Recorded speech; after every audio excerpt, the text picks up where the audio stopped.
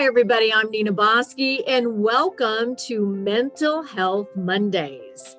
Now, this wonderful, unique guest is Dr. Christopher Macklin. He is a paranormal conduit, medical intuitive, and healer, author, and spiritual global messenger. Now, that is a lot of fun, and we're going to have some fun with him today, and we're going to have some insights into how we can start to calm down, we can start to reduce our stress, and we can start to heal our bodies. He presents a fascinating insight into his work in the realm of spirituality, health, and wellness, but he also has an interesting connection to aliens and angels and the whole paranormal and world conspiracies. Heaven knows in the Maryland community, there's lots of conspiracies, COVID-19 and manufactured diseases that are out there. So welcome to the show, Christopher. Yay, thanks Nina for having me. It's wonderful to be here. I'm looking forward to it. Bless you. Well, you are, what a delight. Speaking of energy, what a delightful energy that you have. But you haven't always been a healer. So let's back up the truck because we're opening up a whole world with even just, how eclectic you are. So let's talk about how you became you. It goes back a bit. You'll have to ask God that bit. I haven't got a clue. No, I mean, been gifted since the age of, since I was born. And I think I really saw that in about the age of 4 when I could see things that other people didn't see.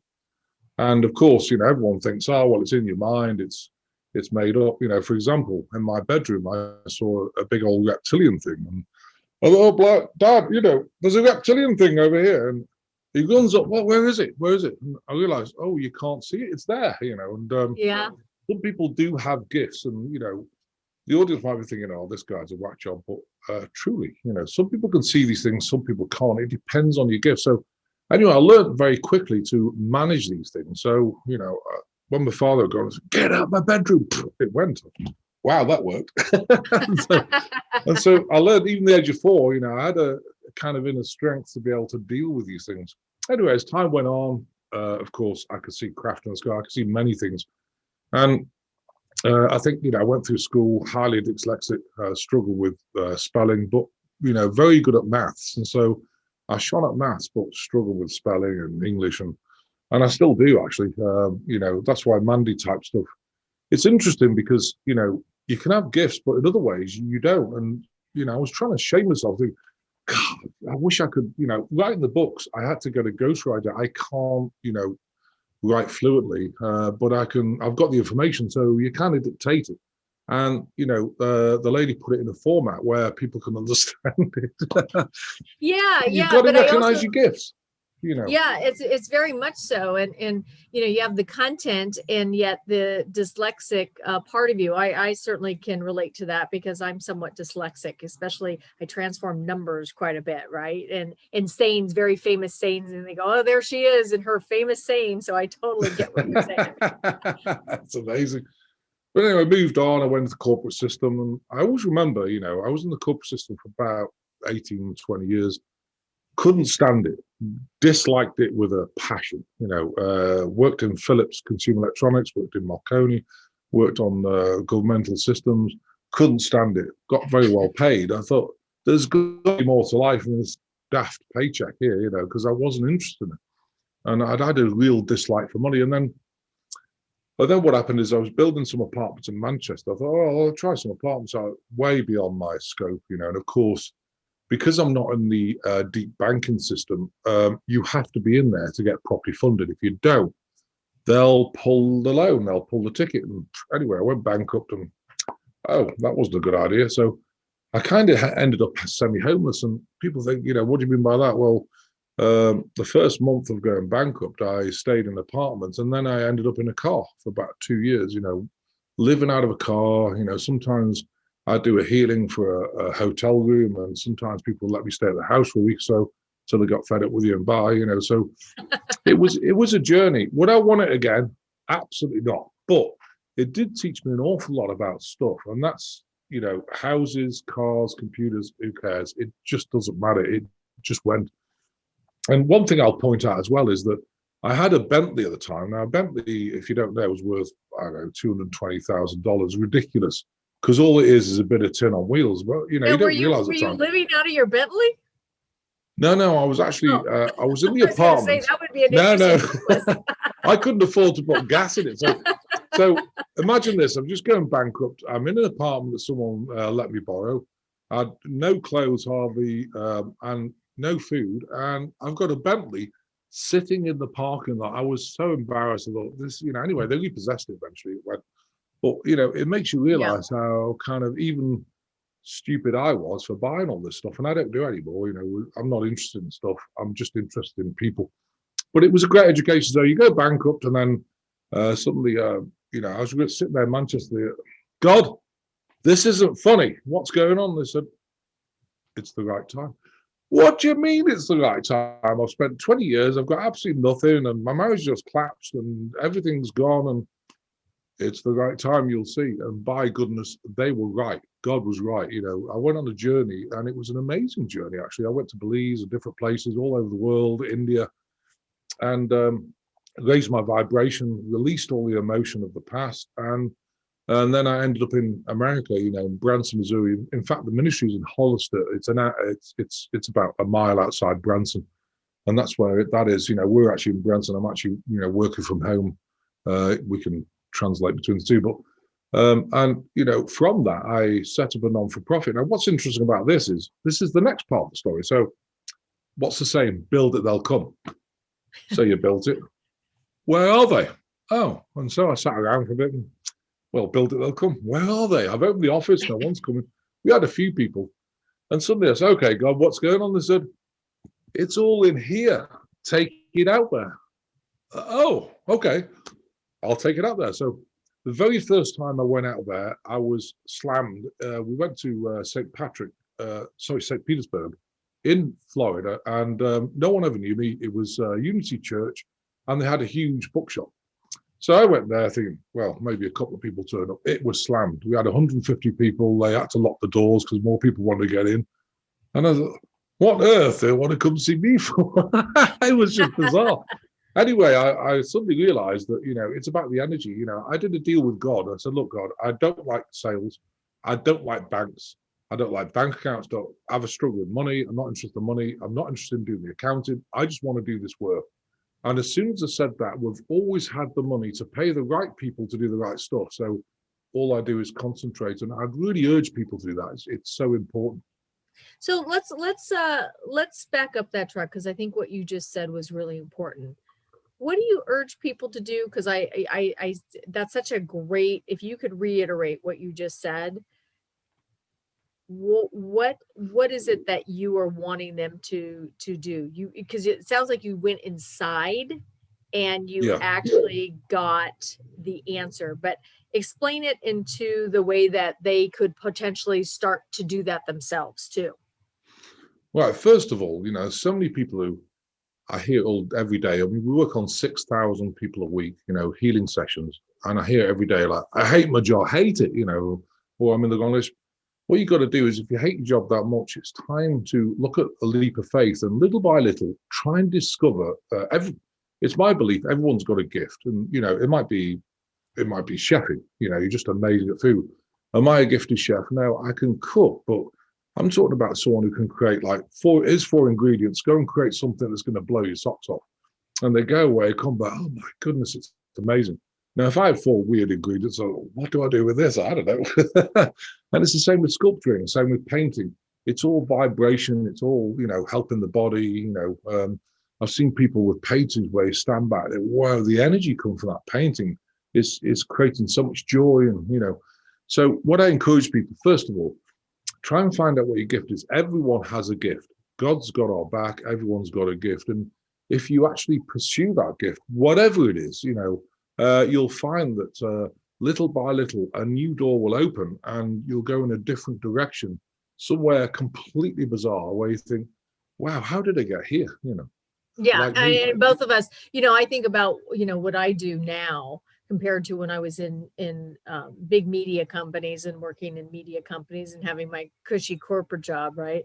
And then if I said, "Oh, I'm going to go into the classifieds and put what I do today and think that I'm going to get a job like that," there's no way. You just can't. You can't create that. Similar thing with you. It's not like you can go from high level businessman to all of a sudden you're in England to Missouri, and here you are, a spiritual healer. And there's so much more though about you, because you're also a medical intuitive. And so for a lot of people, they don't know exactly what that means. So what is a medical intuitive? Well, they call it intuitive. I mean, you get intuition about things, and my gifts are that I can remote view inside people's bodies, so you can see, like for example, if you've got breast cancer, I look at the tumor, okay, how big it is, okay, let's produce a solution to it. Or you can look in the intestines, and oh, they look a bit grey, which means that they're paralyzed because of emotion. So you're not digesting properly, and a lot of people have intestinal issues. I also look at things like spirochetes. Some things you can't see, like for example, Borrelia, when it turns into Lyme disease. These things live in the cells. You can't see; it's too small. So what you have to do is, okay, has this person got Lyme disease, or have they got Borrelia in their body? And the answer will be yes, because everyone has. Is it replicating, turning into Lyme disease? And you have to ask the accused that being is that. And of course, the intuition, well, yeah or no, and you find out that way, because some things you can't see, like chemical or infections. You can see the results of it, but you can't see the whole thing. So I'll look into that and create solutions. It's understanding the cause and effect. For example, cancer. I see cancer as a common cold. Is it going to kill you? None if you don't want it to. But what it's doing is the tumor is saying, hey, look, your body's off balance. Pay attention to it, or it will pay attention to you. And primary cause of cancer is emotion. Secondary cause is pathogenic infection mutating the cells, turn into tumors. So if you get rid of the primary secondary cause, it will go. And I see it, all the time. So talk to me a little bit about this, because I think this is a really interesting topic. And for some of the audience members, this is going to be a really just an amazing look into, a variety of different healings, right? And the body, we have a lot of school of thought. So you got the school of thought that if I take a pill, somehow that's going to, treat my cause, not my symptom, and everything's going to magically go away. And then you have the ability to start healing yourself through more different modalities and alternative ways. So if you were to work with a client, how does that work, particularly remotely? Because this is the first time some people are hearing this. What do you mean you work? You mean I don't even have to be there and you're going to be able to help me understand this? Well, normally we phone them up, like I say, even if you're 4,000 miles away, I can actually, the remote viewing, looking at people's bodies. First of all, we talk to them about generically, what have you got? Loads of people have, for example, fibromyalgia. What's that? Well, it's some daft name for 9 out of 21 symptoms. Don't know what on earth's wrong with you, but here's a pill. Do the pills take care of it? Actually, they don't. Most fibromyalgia is caused by a couple of main things. And one of them is Epstein-Barr. Epstein-Barr gets in the muscles or gets in the connective tissue, and your autoimmune is attacking it, of course. So you get aching muscles all the time. You feel depressed. Also, you've got a lot of emotion at the same time. It's paralyzing the intestine. So when you eat, it gets further down. It slows up, backs up. You feel blur, and it's fermenting the wrong place. So there's many cause and effects. Like I said, with cancer, leukemia. Why does leukemia happen? Why should people get leukemia? Basically, because and it's not because the liver's sick, but if it gets paralyzed by emotion, it's not processing the toxin. So if it goes below 20%, you've got so much toxin in your body, it starts to kill the stem cells and causes leukemia. Now, not many people know that. So, if you go to a hospital, for example, what they'll do is they'll give you low dose chemo to kill off the extra proteins because you've got too many white or, blood cells, your hemoglobin's all off balance. So what we do is get the liver function and detox the body, and then we can recreate stem cells. So there's many cause and effects to all this, and it's understanding how it works. It's really important. So could you also, let's just say somebody doesn't know what they have.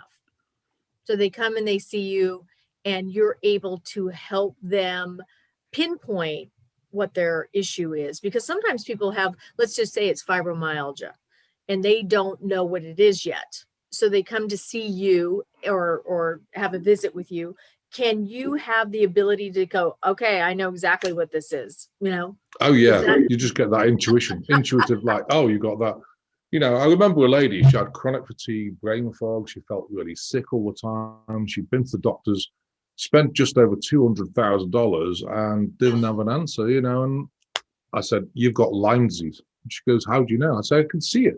They've just told me you got all the symptoms, because Lyme disease is something very unknown. If you go for a blood test with Lyme disease, Lyme has many co-infections like Babesia, Bartonella and things. So what they do is they'll take a blood test that day and look for co-infections. Now, your autoimmune might be taking care of the co-infections that day, so you don't see them all. You might see Babesia, or you might see Bartonella or something. So you don't see all of them. So, oh, no, it's not Lyme. Well, it is, because the stealth pathogen of Lyme, Borrelia, or the spirochete as it's called, sits in the cells. It's in the cells and it replicates. So it's things like that, you know, as soon as you look at it, somebody, oh, I know what's going on, you know, like IBS or gluten intolerance, or I've had issues with the intestines for many years, to the point where maybe you've got diverticulitis. They chop the intestine out and stitch it back together. And, you know, that's not getting rid of the cause. You've got to look at the root causes, I think, you know. Yeah, I think that, you know, it seems to be a pattern of my interviews lately is looking at the root cause. Let's not just look at the, you know, treating the symptom. One of the things that I love about what I heard about your work was that energy wise, you start talking about clearing the chakras. Now, I'm very familiar with the chakras, but there's probably audience members that aren't. What do you mean by clearing the chakras? And if you could even give a description of what the chakras are, that would be wonderful, and why they're important. Well, there's many chakras that, you know, there's obviously crown, third eye, they're energy points that go and connect to the biofield around you. Now, if you know what a biofield is, it kind of connects the chakras. You have an energy field around you.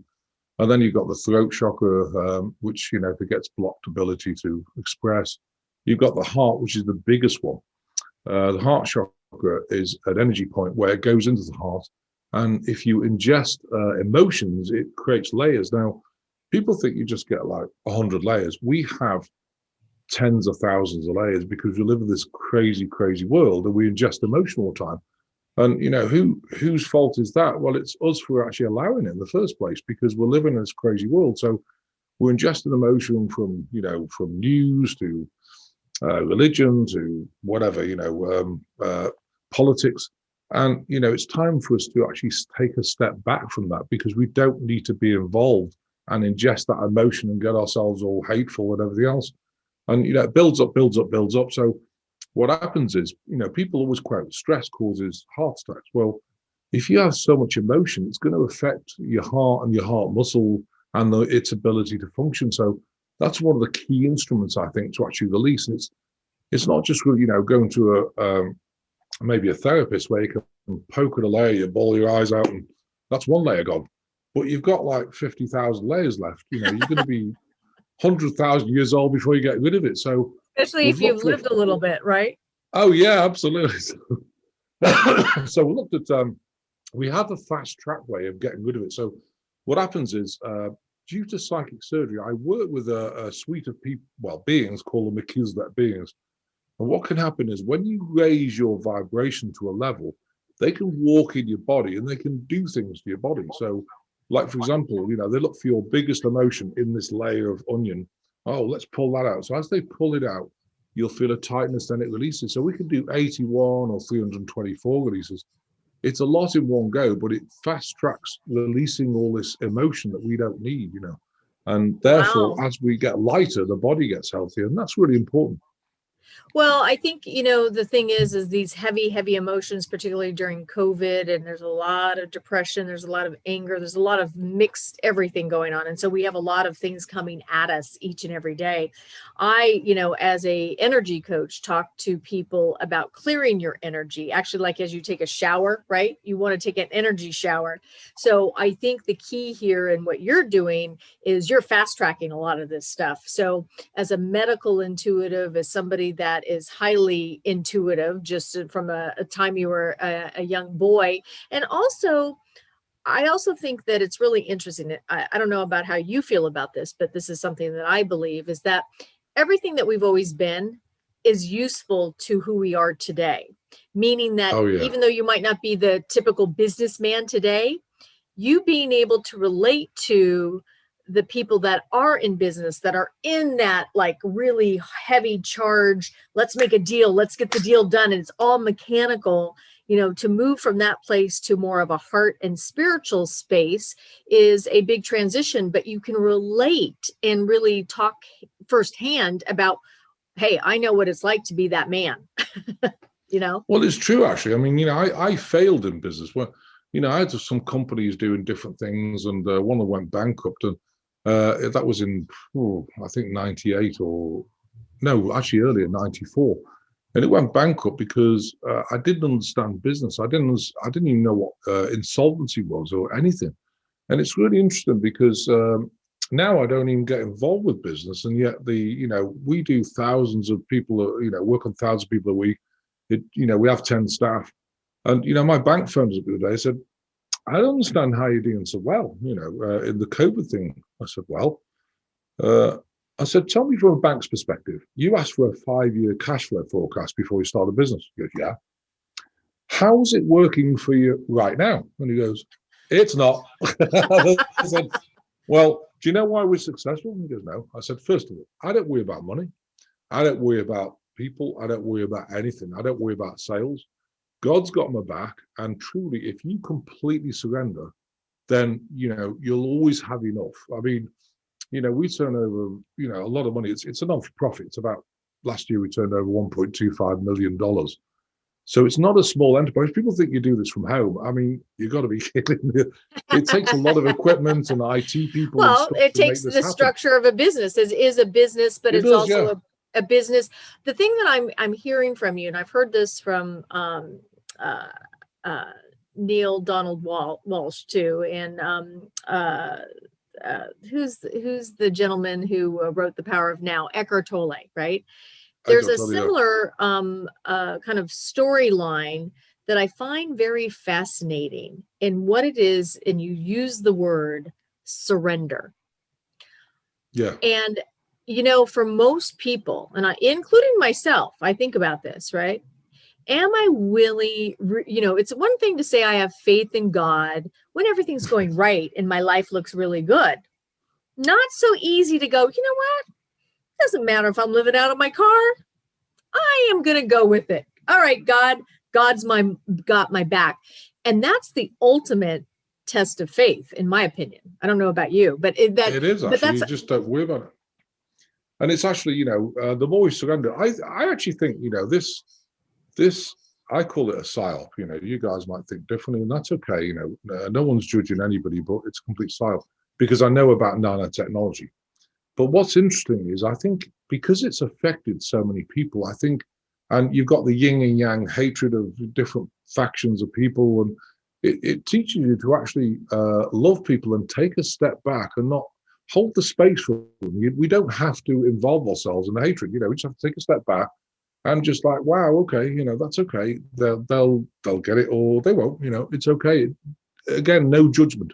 Surrender to me, and I think it's maybe surrender more because nowadays I actually don't want to go out in stores and things because the energy is so profound. It's kind of, it makes me very sad. I'm very hypersensitive, and it makes me very sad, Yeah, it is. And I can certainly empathize with you. And that's my next question about that. There's many empaths out there.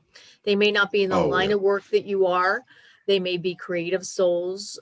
They may just feel everything. So what would you say to that empath soul that is like, this is so overwhelming. How can I function in the world right now? I think you've got to create your own world. Forget about outside, because people say, oh, eat your popcorn, watch the show. I don't want to watch the show because I'm not interested in it. So I don't mind the popcorn. I love popcorn. So let's switch the show off, and that goes with a lot of things because I think the problem is there's a lot of misinformation. You've got to use your discernment. Does that actually feel right? Or is that like blah, blah, blah? I call it blah, blah, blah, pile of old nonsense. And so, use your discernment. But I think also you've got to set boundaries with people. There's never been a better time because, for example, let's take an example of my father. Now, my father is a crabby old grouch, like really crabby. He's 86. And, I don't agree with the vaccine thing. I think it's too early. But that's my opinion. We don't need hatred about, well, you vax or unvax. I hold the space with you. Anyway, he took it.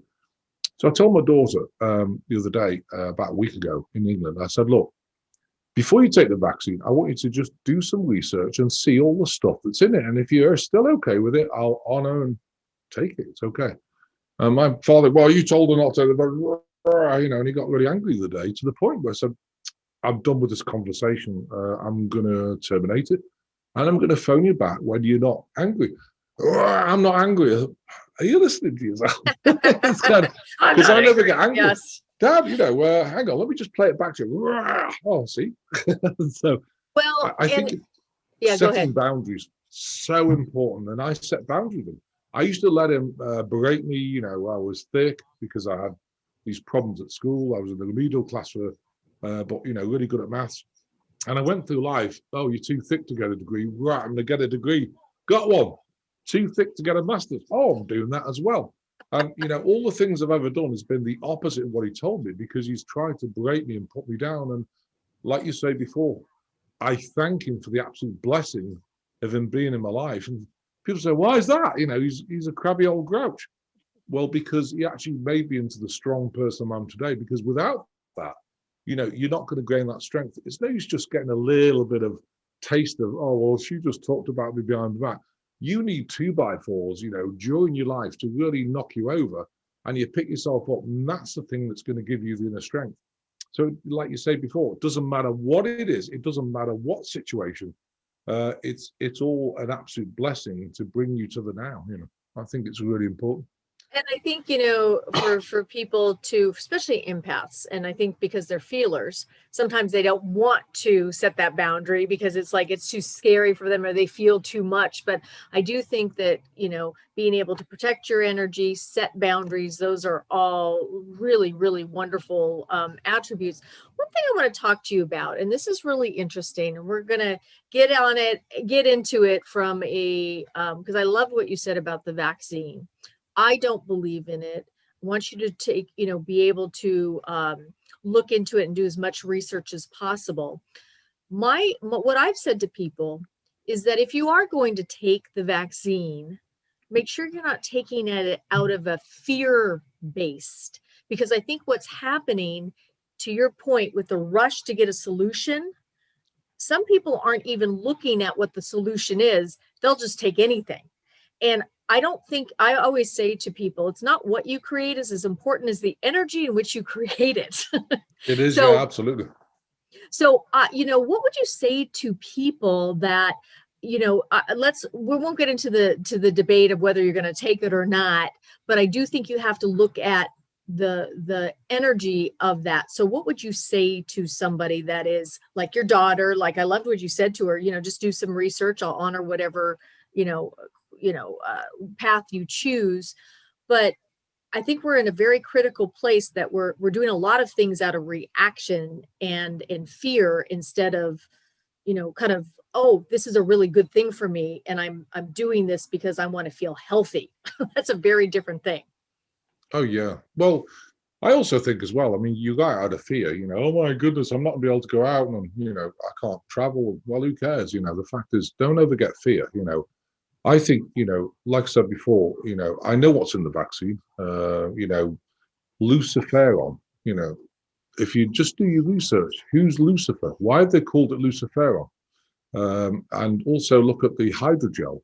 I've been dealing with this stuff for 14, 15 years, Morgellons disease, and it's evil, and the CDC have just recognized Morgellons as being basically an illness. They didn't recognize it before because, when people Morgellons, and, just look on the internet about it, stuff grows out your skin. It's nanotechnology, and, it's really hard to get rid of now. So again, look at hydrogel. What is hydrogel? It's a liquid form of Morgellons. It's nanoparticle in liquefied form. So it does change your DNA. And again, if you want it changing, because there's it's so it's interesting. okay. It's so interesting because you have high level people saying it doesn't change your DNA. There's other people saying it does change your DNA. And I think the challenge that we're having right now, regardless of what the topic is, we're talking about the vaccine at the moment, but we're getting such conflicting information because whatever we're getting, it seems more like a power struggle versus a let's get healthy. Well, it is. And I think, that's key right there. What you just said is key. If you're getting a power struggle between different people, then maybe you should be taking a step back. This doesn't look right. It doesn't smell right. It's not right. And therefore, regardless of what you think, take it or not take it. My advice, again, I'm not a doctor, go consult your doctor.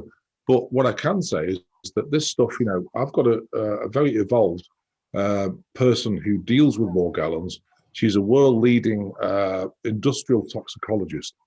She's analysed things and she's brought cases against United Nations of different people for this nanotechnology. She knows it like the back of her hand. Now, you've got doctors who, there's something going on, and they've read about hydrogel, but they've not had experience of it.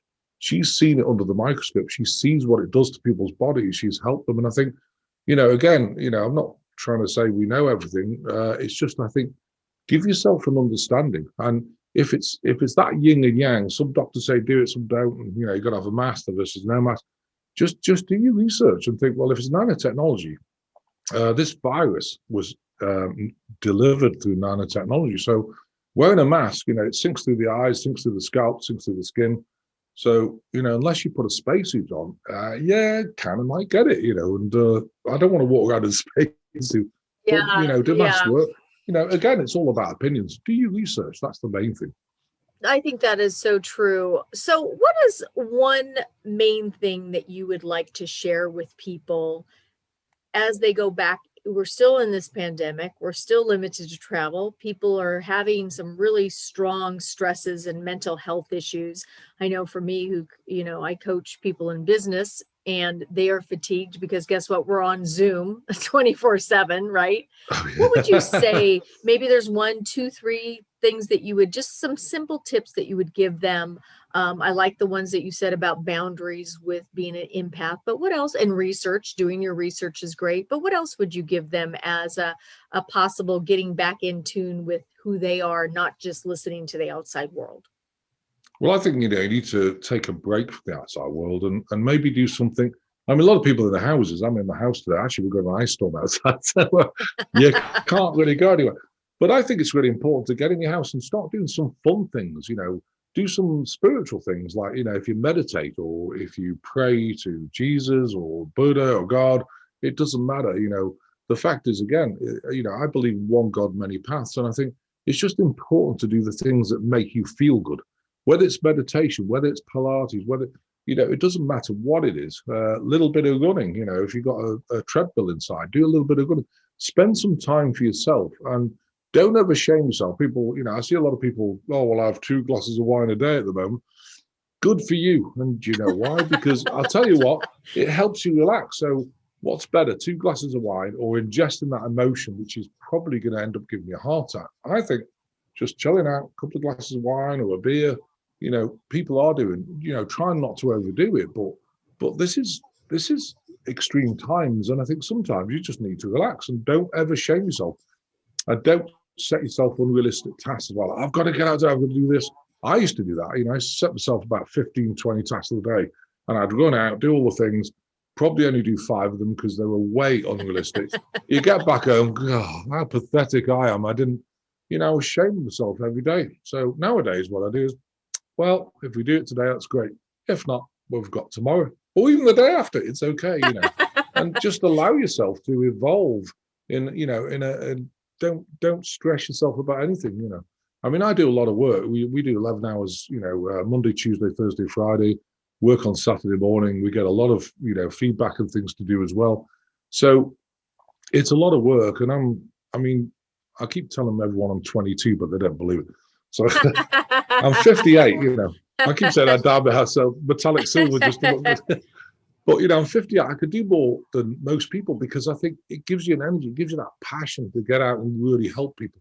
And that's the thing I'm trying to get back to people. Find that passion, something that really drives you, really excites you, and nothing else is good enough, And when you find that passion, you'll find that God will take care of all the income and things, because where love goes, if you find a passion, you love what you do, then money flows, it really does.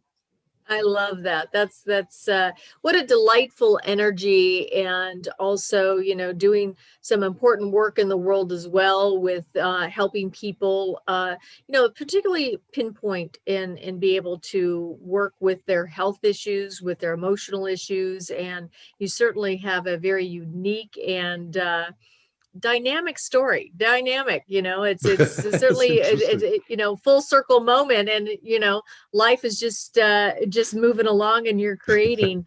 So I want to thank you for being on the show today and spending a little time with us. And where can they reach you if they want to find out more about you? Well, just go on the website. We have a host of things. It's called, it's either Christopher Macklin Ministries. If you want emails, info@Christopher Macklin Ministries, or the Global Enlightenment Project that's founded out is globalenlightenmentproject.com. So if you go on to globalenlightenmentproject.com, you can have a look. We have lots of meditations, and they're not just like, sit and focus on something. They're actually healing meditations, because what they do is put you in a portal, they release the emotion, and then we've even got the brain series, which work on the glands in the brain that create the GABA, serotonin, and rebalance the neurochemical flow. So there's a lot there. We have books about a lot of this thing, especially center of the minds. There's tips in there of, doing exercise. If you want these things, feel free. And if you want a one-to-one session or specialized groups we do, or the generic groups, we do general groups, Monday morning, 9 o'clock, Thursday, 5 p.m., and Saturday, 11 a.m. Central Time. So if you want to come on them, we ask for a donation. If you don't have any money, it's okay. Never again shame yourself, because I've been there. I've been 21 days without food. I know what it's like to have absolutely nothing. And actually, you don't realize that you got everything. You just didn't quite get it at that time. So it's amazing. Well, for, like I said, the word that keeps coming to me is delightful. There's a light, playful energy to you as well. So I just, at the same time, you're talking about some heavy subjects. So to be able to walk in both worlds and be able to help with heaviness and yet keep that lightness about you is somebody that is walking through life, on his journey, helping other people as well. So thank you, Dr. Christopher Malkin, for being with us today and shedding some light on how we can help ourselves from the inside out, not just the outside in. Yay. Thanks, Nina, for having me. It's been an absolute pleasure. It's been wonderful. Bless your heart.